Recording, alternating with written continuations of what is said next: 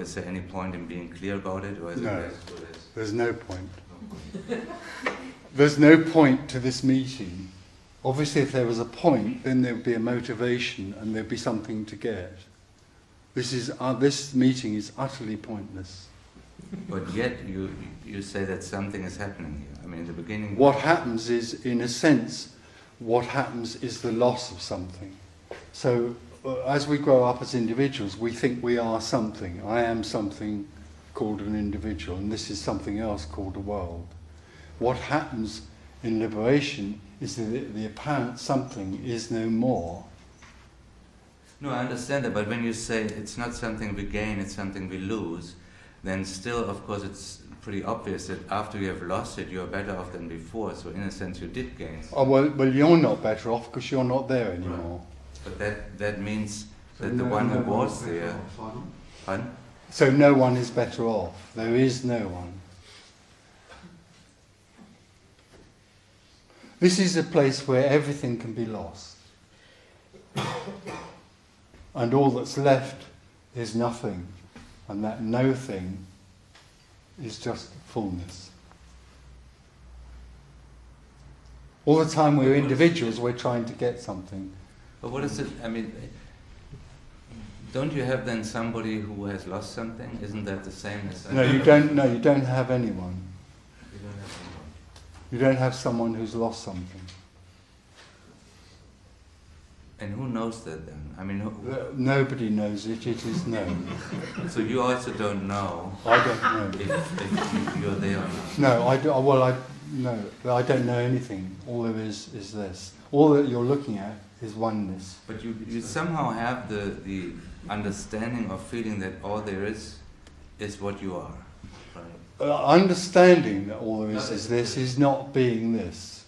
It's only someone who understands something. It just so happens incidentally that although there's no one here, it seems that this can be talked about. But the words and the understanding are simply what happens to the person in the story. And there can be absolute clarity about this, and still liberation hasn't happened. So whether we talk about this or we talk about something else, it's just what's happening. Yes, I don't particularly want to talk about whether Fulham will win the World Cup or whatever it is. Can they win? No. So it seems that we're here to talk about nothing, which is sort of ridiculous in a way. This is a wonderfully ridiculous meeting. But something arises out of that.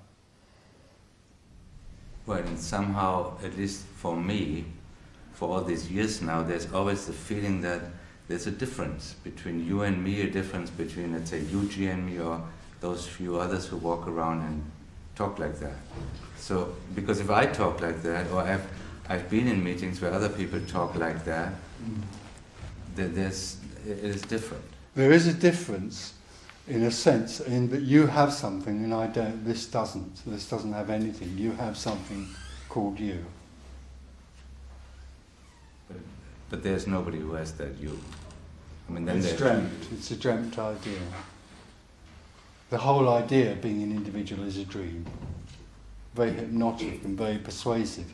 I mean, we're all absolutely sure, people in the world are absolutely sure they choose and do things, and there is a choice. This totally radical, uncompromising message is to suggest the possibility that there's something else beyond that idea. That very limited, imprisoning idea of personal endeavour. There's nothing to find. This is it. And it's already like that. Always, already, only this. There is already only this.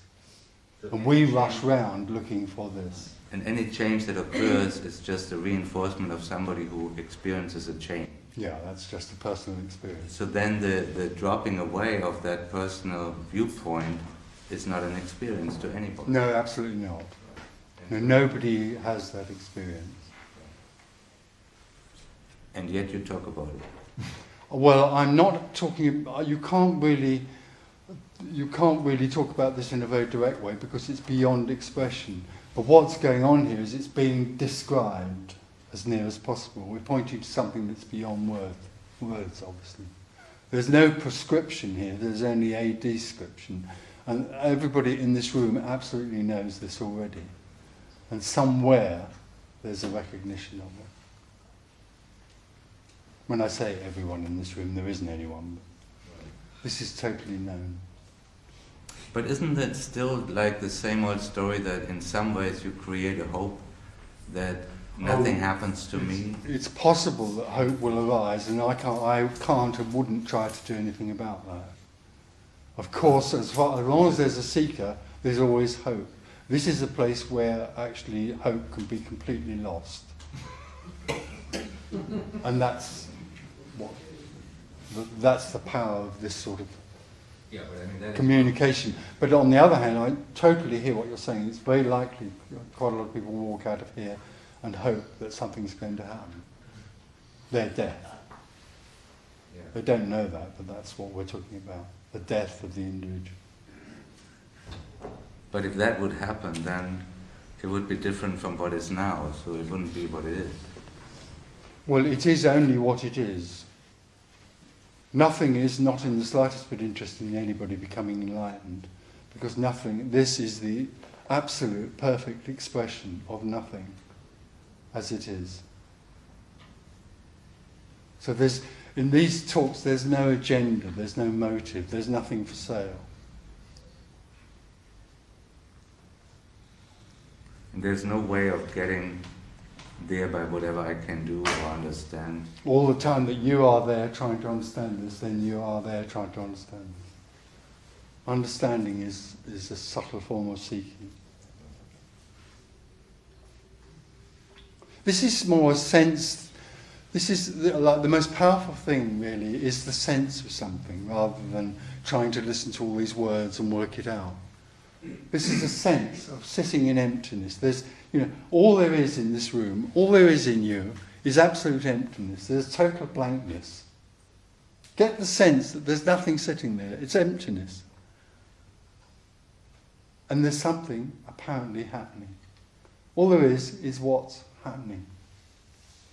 It's utterly simple. This is a totally simple and direct message which completely confounds the mind. And it's about sensing that all there is what's happening. All there is aliveness. It's here now. You don't have to go anywhere.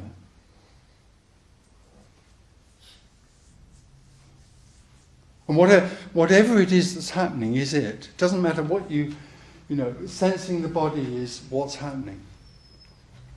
Thinking this is a load of crap is what's happening. Feeling frustrated that you don't get it is also what's happening. It's it. I don't get it is also it. Whatever is happening is simply happening for no one.